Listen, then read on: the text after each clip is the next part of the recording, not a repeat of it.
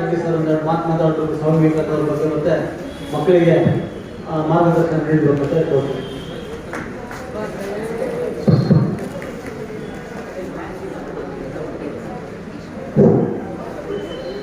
ಎಲ್ಲ SLC ಸ್ಟೂಡೆಂಟ್ಸಾ? ಇವತ್ತು ಶಿಕ್ಷಣದ ಬಗ್ಗೆ ಹೆಚ್ಚು ಕಲಿಯಬೇಕು ನಿಜ ತಾನೆ? ಸ್ವಾಮಿ ವಿವೇಕಾನಂದರು ಯಾರೊಂದು ಗೊತ್ತಾ? ಯಾರು ಹೇಳಿ?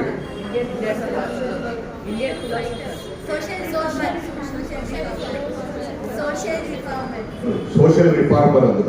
ನೀನೇನು ಹೇಳಿದೆ? ಫಿಲಾಸಫರ್.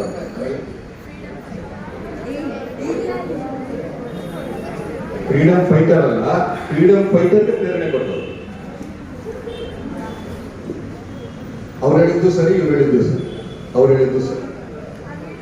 ಮಹಾತ್ಮ ಗಾಂಧಿಗೆ ಒಂದು ಹತ್ರ ಹೇಳ್ತಾರೆ ವಿವೇಕಾನಂದ ಬಗ್ಗೆ. After reading Vivekananda, love for my country is increase 1000 folds ಅಂತ. ನನ್ನ ದೇಶವನ್ನು ನಾನು 1000 ಪಟ್ಟು ಹೆಚ್ಚು ಪ್ರೀತಿ ಮಾಡಿದೆ ಅಂತ ಹೇಳ್ತಾರೆ.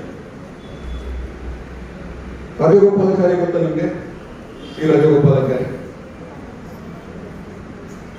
ಗೊತ್ತಿಲ್ವಾ? First governor general of India.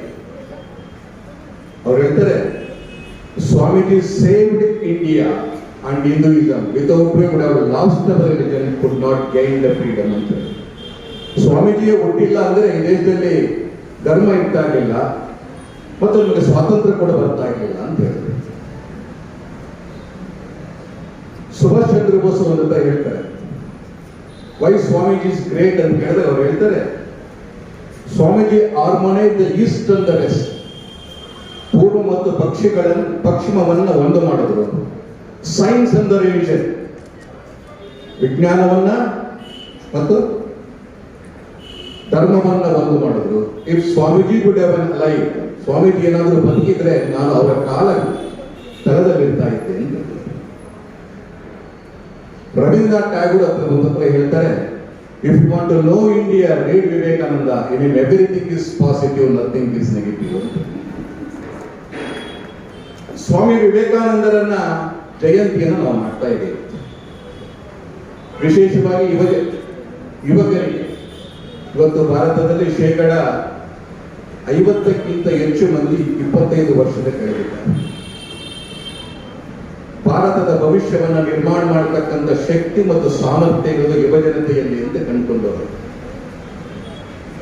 ಸ್ವಾಮೀಜಿಯ ಜೀವನ ಒಬ್ಬ ಸನ್ಯಾಸಿಯಾಗಿ, ಒಬ್ಬ ರಾಷ್ಟ್ರದ ಭಕ್ತನಾಗಿ ಈ ದೇಶದಲ್ಲಿ ಒಂದು ಹೊಸ ಪರಿವರ್ತನೆಯ ಗಾಳಿಯನ್ನು ತರಬೇಕು ಅನ್ನತಕ್ಕಂಥ ವಿಚಾರವನ್ನು ಇಟ್ಟರು. ಸ್ವಾಮೀಜಿಯವರು 1863ರಲ್ಲಿ ಜನ್ಮ ತಾಳಿದರು. ಅವತ್ತು ಭಾರತವನ್ನ ಆಳ್ತಾ ಇದ್ದವರು ಯಾರು? ಬ್ರಿಟಿಷ್. ಕೇವಲ 2000 ಬ್ರಿಟಿಷರು ಅಧಿಕಾರಿಗಳು ಈ ದೇಶವನ್ನ 200 ವರ್ಷಗಳ ಕಾಲ ಆಡಳಿತ ಮಾಡಿದ್ದಾರೆ. 200 ವರ್ಷ. ಸ್ವಾಮೀಜಿಯವರು ಅತಿ ಚಿಕ್ಕ ವಯಸ್ಸಿನಲ್ಲಿ ಆಧ್ಯಾತ್ಮಿಕತೆ ಅಂದ್ರೆ ದೇವರ ಇದ್ದಾನೆಯನ್ನು ಪ್ರಶ್ನೆ ಮಾಡತಕ್ಕಂಥ ವ್ಯಕ್ತಿ. ಅನೇಕ ಜನರನ್ನ, ಸಾಧುಗಳನ್ನ, ಸಂತರನ್ನ ಅನೇಕ ಜನ ನೋಡ್ತಾ ದೇವರು ನೋಡಿದ್ದೀರಾ ನೀವು ಅಂತ ಯಾರು ಕೂಡ ಸಮರ್ಪಕವಾಗಿ ಉತ್ತರ ಕೊಡೋದಿಲ್ಲ. ದೇವೇಂದ್ರನಾಥ್ ಟಾಗೂರ್ ಅಂತ ಇರ್ತಾರೆ. ಅವ್ರು ಯಾರಂದ್ರೆ ರವೀಂದ್ರನಾಥ್ ಟ್ಯಾಗೂರ್ ಅವರ ತಂದೆ. ಅವ್ರ ಹತ್ರ ಕೇಳ್ತಾರೆ, ನೀವು ದೇವರನ್ನು ನೋಡಿದ್ದೀರಾ ಅಂತ. ಅವ್ರು ನೋಡಿದ್ದೀನಿ ಅಂತ ಹೇಳೋದಿಲ್ಲ, ನಿನಗೆ ಉಜ್ವಲವಾದ ತೇಜಸ್ಸಿನ ಕಣ್ಣುಗಳಿದ್ದಾವೆ ಅಂತ ಹೇಳ್ತಾರೆ. ಹೀಗೆ ಪ್ರತಿಯೊಂದು ಮಠಕ್ಕೆ ಹೋದಾಗ, ಯಾರಾದರೂ ಸ್ವಾಮೀಜಿಗಳು ಸಿಕ್ಕಿದಾಗ ಪ್ರತಿಯೊಬ್ಬರನ್ನ ಪ್ರಶ್ನೆ ಮಾಡ್ತಾ ಇರ್ತಾರೆ. ನರೇಂದ್ರನಾಥ್, ಆಗ ಹೆಸರು ನರೇಂದ್ರನಾಥ್. ಅವರು ಸೈನ್ಸ್ ಸ್ಟೂಡೆಂಟ್ ಕೂಡ. ತಾವು BA ಪದವಿಯನ್ನ ಕಲ್ಕತ್ತಾದಲ್ಲಿ ಓದ್ತಾ ಇರ್ತಾರೆ. 1782 ಅಂದ್ರೆ ಅವರು 63ರಿಂದ 19 ವರ್ಷದ ವಯಸ್ಸಿನಲ್ಲಿ ಆ ಒಂದು ಶಾಲೆಯ ಅಧ್ಯಾಪಕರು ರಾಮಕೃಷ್ಣ ಪರಮಹಂಸರ ಬಗ್ಗೆ ತಿಳಿಸ್ಕೊಡ್ತಾರೆ. ಆಗ ರಾಮಕೃಷ್ಣ ಪರಮಹಂಸರನ್ನು ನೋಡಕ್ಕೆ ಹೋಗ್ತಾರೆ. ನೋಡಿ ಹೋದಾಗ ಅವ್ರನ್ನ ನೇರವಾಗಿ ಕೇಳ್ತಾರೆ, ನೀವು ದೇವರನ್ನು ನೋಡಿದ್ದೀರಾ ಅಂತ. ಅವ್ರು ಹೇಳ್ತಾರೆ, ನಾನು ನೋಡಿದ್ದೇನಪ್ಪ, ಬೇಕಾದ್ರೆ ನಿನಗೂ ತೋರಿಸಬಲ್ಲೆ ಅಂತ. ಅದರ ಬಗ್ಗೆ ಅವರ ಶಿಷ್ಯರಾಗಿ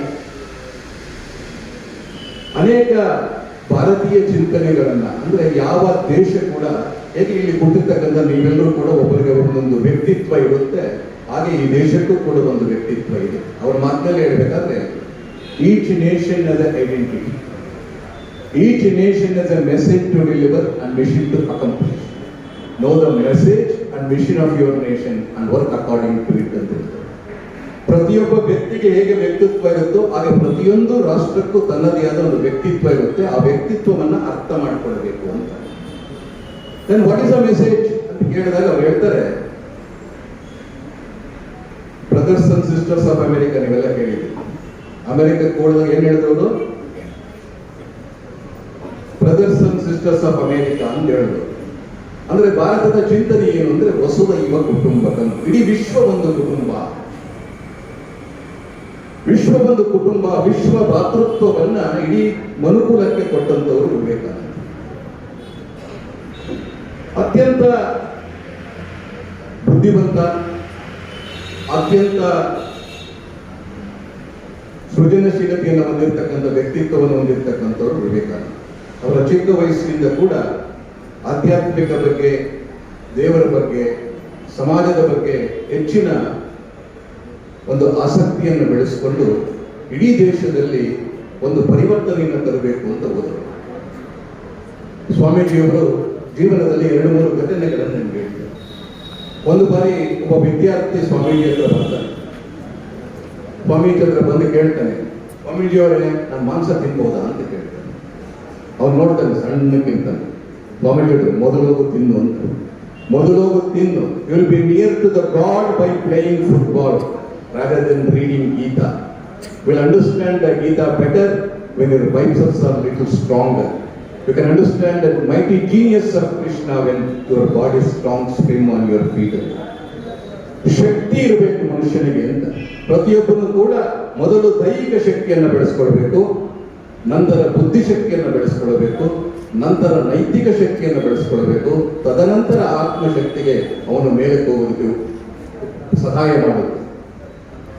ಅದಕ್ಕೆ ಅವರು ಹೇಳ್ತಾ ಇದ್ರು, what we need is muscles of iron, nerves of steel, intel nice a mind where the thunderbolt is made, ಕ್ಷಾತ್ರ ವೀರ್ಯ ಬ್ರಹ್ಮ ತೇಜಸ್ಸಿಗೆ ಬೇಕು ಅಂತ ಹೇಳಿದರು. ಸ್ವಾಮೀಜಿ ತನ್ನ 25ನೇ ವರ್ಷಕ್ಕೆ ಸನ್ಯಾಸವನ್ನ ಸ್ವೀಕಾರ ಮಾಡ್ತಾರೆ. ಇಡೀ ದೇಶವನ್ನ ಸಂಚರಿಸ್ತಾರೆ. ಇಡೀ ಭಾರತವನ್ನ ಸಂಚರಿಸಿ ದೇಶವನ್ನು ತುಳಿಸ್ತಕ್ಕಂಥ ಕೆಲಸ ಮಾಡ್ತಾರೆ. ಎಲ್ಲಿ ನೋಡಿದ್ರು ಕೂಡ ಆವತ್ತು ಬಡತನ ಭಾರತದಲ್ಲಿ, ಅನಕ್ಷತೆ ಇತ್ತು, ಮೌಢ್ಯ ಇತ್ತು, ಮೂಢನಂಬಿಕೆಗಳಿದ್ರು, ಗುಲಾಮತನದಿಂದ ತನ್ನತನವನ್ನು ಕಳೆದುಕೊಂಡಂತ ಭಾರತವನ್ನು ನೋಡಿದ್ರು. ಕನ್ಯಾಕುಮಾರಿಗೆ ಬರ್ತಾರೆ. ಆ ಕನ್ಯಾಕುಮಾರಿಯ ದರ್ಶನವನ್ನು ಮಾಡಿ ಪಕ್ಕದಲ್ಲೇ ಇರ್ತಕ್ಕಂಥ ಸಮುದ್ರದ ಮಧ್ಯದ ಆ ಬೆಟ್ಟದ ಮೇಲೆ ಹೋಗಿ ಕೂತ್ಕೊಳ್ತಾರೆ. 3 ದಿನಗಳ ಕಾಲ ಆಲೋಚನೆ ಮಾಡ್ತಾರೆ. ಇಡೀ ದೇಶವನ್ನು ನಾನು ಸುತ್ತು ಬಂದಿದ್ದೇನೆ, ಆದರೆ ನನ್ನ ದೇಶದಲ್ಲಿ ಬಡತನ ಇದೆ, ನನ್ನ ದೇಶದಲ್ಲಿ ಅನಕ್ಷತೆ ಇದೆ, ನನ್ನ ದೇಶದಲ್ಲಿ ಗುಲಾಮಿತನ ಇದೆ. ಈ ದೇಶಕ್ಕೆ ಮುಕ್ತಿ ಇಲ್ಲವಾ? ಈ ದೇಶಕ್ಕೆ ನಾನು ಮುಕ್ತಿಯನ್ನು ಕೊಡಿಸಬೇಕಲ್ಲ, ಈ ದೇಶಕ್ಕೆ ನಾನು ಏನಾದರೂ ಮಾಡಬೇಕಲ್ಲ ಅಂತ ಆಲೋಚನೆಯನ್ನು ಮಾಡ್ತಾರೆ. ಆ ಆಲೋಚನೆಯ ಪ್ರಭಾವದಿಂದ ಅವತ್ತು 1892ರಲ್ಲಿ ಚಿಕಾಗೋ ಧರ್ಮ ಸಮ್ಮೇಳನವನ್ನು ಮಾಡಿರ್ತಾರೆ. ಅದಕ್ಕೆ ಸ್ವಾಮಿ ವಿವೇಕಾನಂದರು ಅದಕ್ಕೆ ಹೋಗಿ ಅಲ್ಲಿ ನಾನು ಮಾತನಾಡಬೇಕು ಅಂತ. ಯಾತಕ್ಕೆ ಅಂದರೆ ಆವತ್ತು ಆತ್ಮಸ್ಥೈರ್ಯವನ್ನು ಕಳೆದುಕೊಂಡಂತ, ತನ್ನ ಸ್ತನವನ್ನು ಕಳೆದುಕೊಂಡಂತ ಭಾರತೀಯ ಜನತೆಯನ್ನು ನೋಡಿರ್ತಾರೆ. ಬ್ರಿಟಿಷರ ಆಡಳಿತದಲ್ಲಿ ಇರ್ತದೆ. ಧರ್ಮ ಅನ್ನೋದನ್ನ ಕೇವಲ ಮೂಢನಂಬಿಕೆಗಳನ್ನ, ಮೌಢ್ಯಗಳನ್ನ ಬೆಳೆಸ್ಕೊಂಡಿರ್ತಾರೆ. ಯಾವುದೇ ಒಂದು ವೈಜ್ಞಾನಿಕ ದೃಷ್ಟಿಕೋನ ಅವರಲ್ಲಿ ಇರೋದಿಲ್ಲ. ಈ ಸಮಾಜವನ್ನ ಏನಾದರೂ ಮಾಡಿ ಬೆಳೆಸಬೇಕಲ್ಲ, ಈ ಸಮಾಜವನ್ನ ಒಂದು ಸ್ವಾಭಿಮಾನಿ ಭಾರತವಾಗಿ, ಸ್ವಾವಲಂಬಿ ಭಾರತವಾಗಿ, ಪ್ರತಿಯೊಬ್ಬ ಭಾರತೀಯನಲ್ಲಿ ಒಂದು ಆತ್ಮವಿಶ್ವಾಸವನ್ನು ಮೂಡಿಸಬೇಕು. ಅದನ್ನು ಮಾಡಬೇಕಾದ್ರೆ ನಾನು ಇಡೀ ನನ್ನ ಭಾರತ ಇವತ್ತು ವಿದೇಶದ ಕಡೆಗೆ ನೋಡ್ತಾ ಇದೆ, ಮೊದಲು ಅಲ್ಲಿ ಹೋಗಿ ಗರ್ಜಿಸಬೇಕು ಅಂತೇಳಿ ಸ್ವಾಮಿ ವಿವೇಕಾನಂದರು ಅಮೆರಿಕಕ್ಕೆ ಹೋಗ್ತಾರೆ. ಅಮೆರಿಕದಲ್ಲಿ ಹೋಗಿ ಭಾರತದ ಬಗ್ಗೆ ಭಾರತೀಯ ಚಿಂತನೆಗಳ ಬಗ್ಗೆ ಇಡೀ ವಿಶ್ವಕ್ಕೆ ಮನವರಿಕೆಯನ್ನು ಮಾಡಿಕೊಡ್ತಾರೆ. 3 ವರ್ಷಗಳ ಕಾಲ ನಿರಂತರವಾಗಿ ಅಮೆರಿಕದಲ್ಲಿದ್ದು ಭಾರತದ ಹಿರಿಮೆ ಗರಿಮೆಗಳನ್ನ ಇಡೀ ವಿಶ್ವಕ್ಕೆ ಪರಿಚಯ ಮಾಡಿಕೊಡ್ತಾರೆ. 1896ರಲ್ಲಿ ಭಾರತಕ್ಕೆ ಬರ್ತಾರೆ. ಭಾರತಕ್ಕೆ ಬಂದಾಗ ಅಲ್ಲಿ ಅನೇಕ ಜನ ಯಾರು ಭಾರತೀಯರು ಇಲ್ಲಿದ್ರು, ವಿವೇಕಾನಂದ ಅಂತ ಒಬ್ಬ ಸನ್ಯಾಸಿ ಅಮೆರಿಕದಲ್ಲಿ ಹೋಗಿ ಮಾತನಾಡಿದ್ದಾರೆ, ಅವರನ್ನ ನಾವು ಸ್ವಾಗತಿಸಬೇಕು ಅಂತ ಲಕ್ಷಾಂತರ ಜನ ಅವತ್ತು ಸೇರಿದ್ದಾರೆ. ಅವರು ಮತ್ತೆ ಭಾರತಕ್ಕೆ ಬಂದಾಗ ಕೆಲವು ಜನ ಪತ್ರಕರ್ತರವನ್ನ ಕೇಳ್ತಾರೆ, ಸ್ವಾಮೀಜಿಯವರೇ, ಎಲ್ಲೋ ಅಮೆರಿಕಕ್ಕೆ ಹೋಗಿ ಭಾರತದ ಬಗ್ಗೆ ಹೇಳಿದ್ರಿ, ಆದರೆ ಇವತ್ತು ಭಾರತದಲ್ಲಿ ನಾವು ಸ್ವಾತಂತ್ರ್ಯವನ್ನ ಕಳೆದುಕೊಂಡಿದ್ದೇವೆ, ಬ್ರಿಟಿಷರು ಆಡಳಿತವನ್ನ ಮಾಡ್ತಾ ಇದ್ದಾರೆ, ಈ ಭಾರತಕ್ಕೆ ಸ್ವಾತಂತ್ರ್ಯವನ್ನ ಕೊಡಿಸಬಹುದಾ ಅಂತ ಕೇಳ್ತಾರೆ. ಸ್ವಾತಂತ್ರ್ಯ ಬೇಕಾದರೆ ನಾಳೆ ಬೆಳಗ್ಗೆಯೇ ಕೊಡಿಸಬಲ್ಲೆ, where are the men to build it. ಈ ರಾಷ್ಟ್ರವನ್ನ ಕಟ್ಟತಕ್ಕಂಥ ಕರ್ಮವೀರರೆಲ್ಲಿದ್ದಾರೆ ಅಂತ ಹೇಳಿ ಆ ಪ್ರಶ್ನೆಗೆ ಉತ್ತರವನ್ನ ಹುಡುಕೋದಕ್ಕೋಸ್ಕರ ನಿರಂತರವಾಗಿ ಇವತ್ತು ನೋಡ್ತಾ ಇದ್ದೇವೆ. ಯಾವ ದೇಶವನ್ನ ಗುಲಾಮಿತನ ಅಂತ ಹೇಳ್ತಾ ಇದ್ರು, ಯಾವ ದೇಶವನ್ನ ಅತ್ಯಂತ ಹಿಂದುಳಿದ ರಾಷ್ಟ್ರ ಮತ್ತು ಮೌಢ್ಯ ಮೂಢನಂಬಿಕೆಗಳಿಂದ ಬಹುದೋ ವೃದ್ಧವಾಗಿರ್ತಕ್ಕಂಥ ಗುಲಾಮಿತನದಿಂದ ನಡೀತಕ್ಕಂಥ ರಾಷ್ಟ್ರವನ್ನ ಎತ್ತು ನಿಲ್ಲಿಸಬೇಕು ಅನ್ನತಕ್ಕಂಥ ಗರ್ಜನೆಯನ್ನು ಕೊಟ್ಟವರು ಸ್ವಾಮಿ ವಿವೇಕಾನಂದ. ಸ್ವಾಮಿ ವಿವೇಕಾನಂದರ ಜೀವನವನ್ನು ನಾವೆಲ್ಲರೂ ಕೂಡ ಒಂದು ಬಾರಿ ಓದಬೇಕು. ಪ್ರತಿಯೊಬ್ಬ ವಿದ್ಯಾರ್ಥಿ ಕೂಡ ತಿಳ್ಕೊಳ್ಬೇಕು. ಸ್ವಾಮೀಜಿಯವರು ಎಜುಕೇಶನ್ ಬಗ್ಗೆ ಮಾತನಾಡ್ತಾ, ಶಿಕ್ಷಣ ಬಗ್ಗೆ ಮಾತನಾಡ್ತಾ ಇರ್ತಾರೆ. What we need is man making and character building education. ಪ್ರತಿಯೊಬ್ಬ ವ್ಯಕ್ತಿಯ ಗುಣಾತ್ಮಕವಾಗಿ ಬೆಳಿಬೇಕು, ಅವನನ್ನ ಮನುಷ್ಯನಾಗಿ ರೂಪಿಸ್ತಕ್ಕಂಥ ವ್ಯಕ್ತಿತ್ವ ಬೆಳೆಸಬೇಕು. ಅಂಥದ ಶಿಕ್ಷಣ ನಮಗೆ ಬೇಕಾಗಿರ್ತಕ್ಕಂಥದ್ದು ಅಂತ ಹೇಳ್ತಾರೆ. ಒಂದು ಬಾರಿ ಟ್ರೈನಲ್ಲಿ ಹೋಗ್ತಾ ಇರ್ತಾರೆ ಕೆಲವು ಜನ ವಿದ್ಯಾರ್ಥಿಗಳು, ಆಂಗ್ಲ ವಿದ್ಯಾರ್ಥಿಗಳು, ಅಂದ್ರೆ ಆಗ ಇಂಗ್ಲಿಷನ್ನ ಓದಿರ್ತಕ್ಕಂಥವರು ಮತ್ತು ಬ್ರಿಟಿಷರು ಮತ್ತು ಆಂಗ್ಲ ಭಾಷೆಯನ್ನ ಕಲಿತುಕೊಂಡವರು ದೊಡ್ಡವರು ಅನ್ನತಕ್ಕಂಥ ಭಾವನೆ. ಅವರು ಸ್ವಾಮೀಜಿಯನ್ನ ಸನ್ಯಾಸಿ ಜೊತೆಗೆ ಹೋಗ್ತಾ ಇದ್ದಾರೆ ಟ್ರೈನಲ್ಲಿ ಹೋಗ್ತಾ ಇದ್ದಾಗ ಅವರು ಸ್ವಾಮೀಜಿಯನ್ನ ನೋಡಿ ಇಂಗ್ಲಿಷ್ನಲ್ಲಿ ಗೇಲಿ ಮಾಡ್ತಾ ಹೋಗ್ತಾರೆ. ಸ್ವಾಮೀಜಿ ಏನು ಮಾತನಾಡೋದಿಲ್ಲ. ಸ್ವಲ್ಪ ದೂರ ಹೋದ ಮೇಲೆ ಅಲ್ಲಿ ರೈಲ್ವೆ ಸ್ಟೇಷನ್ ಮಾಸ್ಟರ್ ಇರ್ತಾರೆ, ಅವನ್ನ ಕೇಳ್ತಾರೆ, where can I find A good drinking water ಅಂತಾರೆ. ಅವನು ತೋರಿಸ್ತಾನೆ, ನೀರು ಕುಡಿದು ವಾಪಸ್ ಬಂದ ಮೇಲೆ ಆ ದೊಡ್ಡಗಿರ್ತಕ್ಕಂಥ ಕೆಲವು ವಿದ್ಯಾರ್ಥಿಗಳು ಕೇಳ್ತಾರೆ, ಸ್ವಾಮೀಜಿಯವರೇ, ನಿಮಗೆ ಇಂಗ್ಲಿಷ್ ಅರ್ಥ ಆಗ್ತದಲ್ಲ, ಆದ್ರೆ ನೀವ್ಯಾಕೆ ನೀವು ಪ್ರತಿಕ್ರಿಯೆ ಮಾಡಲಿಲ್ಲ ಅಂತ ಕೇಳ್ತಾರೆ. ಅವರು ಸ್ವಾಮೀಜಿ ಒಂದೇ ಮಾತು ಹೇಳ್ತಾರೆ, this is not the first time I am seeing fools.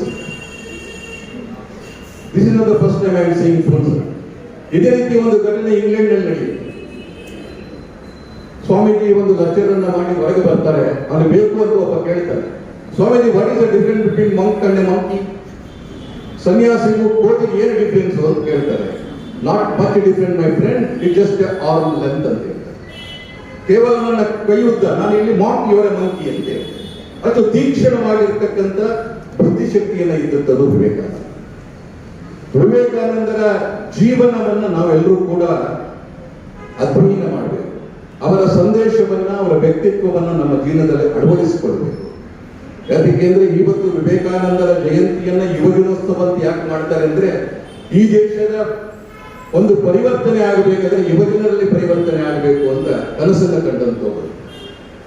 ಅವ್ರು ಹೇಳಿದ್ರು, 33 ಕೋಟಿ ದೇವರನ್ನ ಪೂಜಿಸಬೇಡಿ, ತಾಯಿ ಭಾರತಿಯನ್ನ ಪೂಜಿಸಿ ಅಂತ ಹೇಳಿದರು.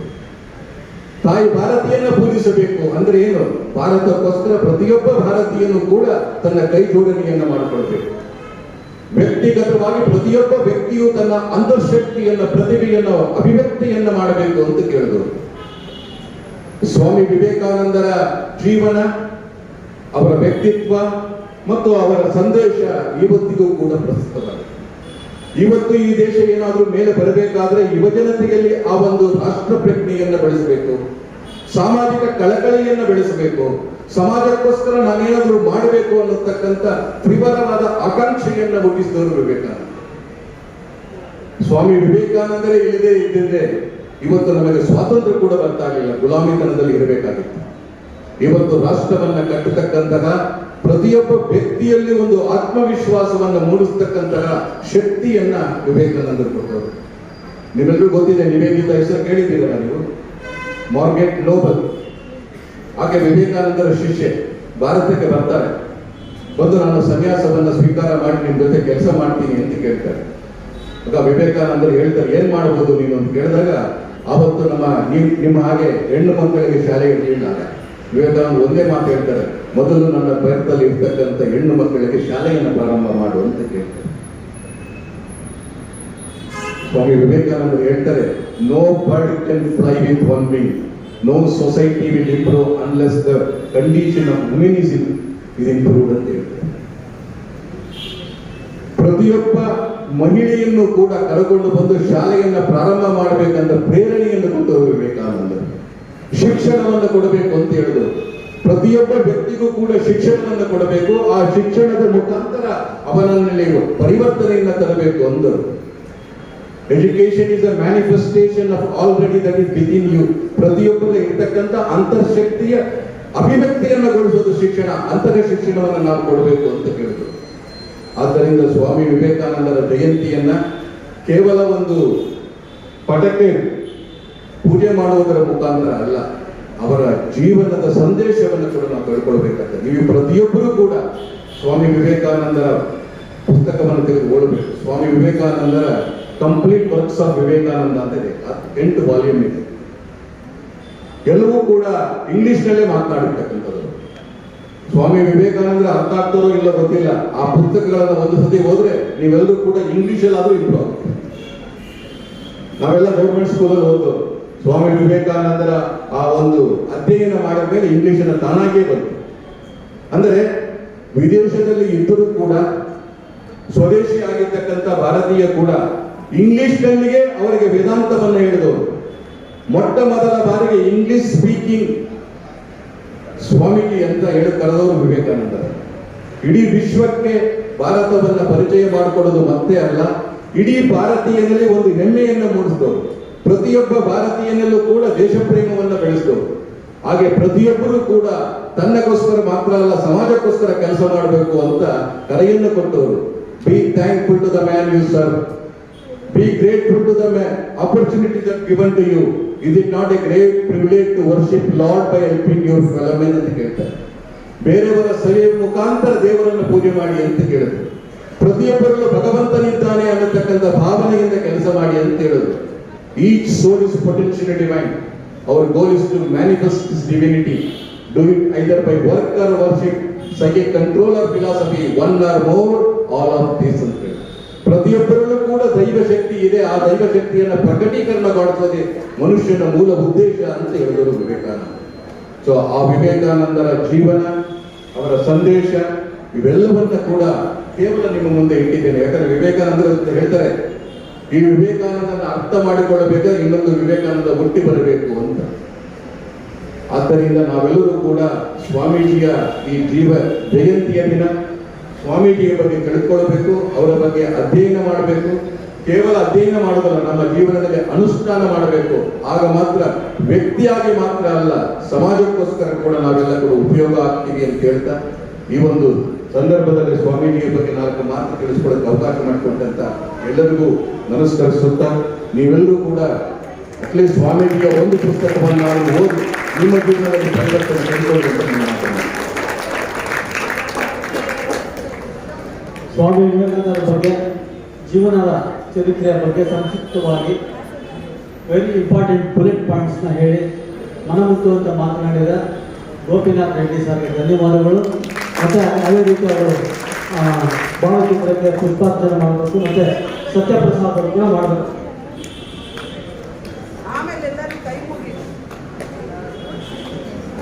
ತಿಳ್ಕೊಳ್ಳಿಲ್ಲ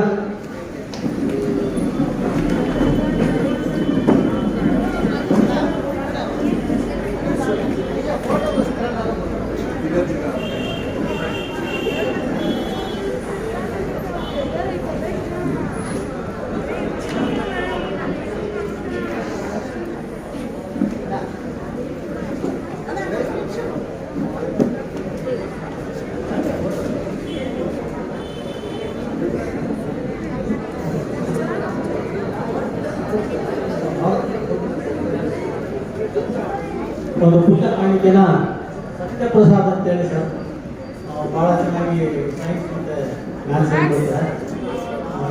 ಬೋತ್ ಕನ್ನಡ ಮತ್ತು ಇಂಗ್ಲೀಷ್ ಹೇಳ್ಕೊಡ್ತಾರೆ. ನಿಮ್ಮ ಕಡೆಯಿಂದ ಒಂದು ಸಣ್ಣ ಕಡೆ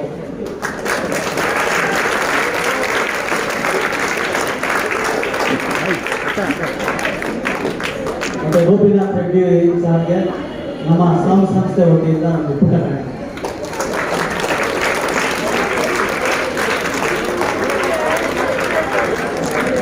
ಎಲ್ಲರೂ ಕೂತ್ಕೊಳ್ಳಿ. ಒಂದು ನಿಮಿಷ ಎಲ್ಲ ಕೈ ಜೋಡಿಸ್ಕೊಳ್ಳಿ. ಸ್ಟ್ರೈಟಾಗಿ ಕೂತ್ಕೊಳ್ಳಿ. ಕೈ ಜೋಡಿಸಿ.